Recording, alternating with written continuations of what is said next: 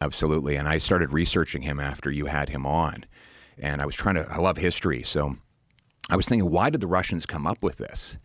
And it turns out they used it as a counterweight at the farmer markets. So they would say, you come in, you have to say, this is how much potatoes you're buying.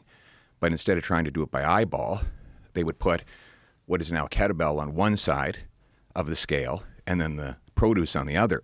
And then at the farmers' expeditions, you had these big Russian farmers who want to show how strong they were. So they would pick them up and do all kinds of displays with them. And then the Russian army took it on, the Soviet army took it on, and then that's where Pavel picked it up and then brought it over the Atlantic and introduced it to America. Wow, that's crazy. So it was just accidental that they made this very functional tool for fitness?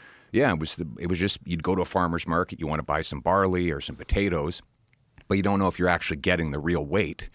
So they'd have a scale, a balancing scale, and they'd put the kettlebell on one side and the produce on the other, and then you knew you got the right amount.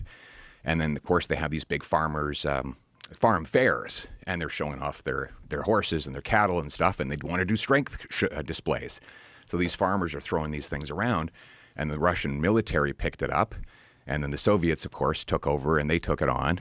And then Pavel, I think he was a Belarusian, though, if I'm not mistaken, Pavel. I'm not sure. And he brought it over to North America. But the ancient Chinese did it as well.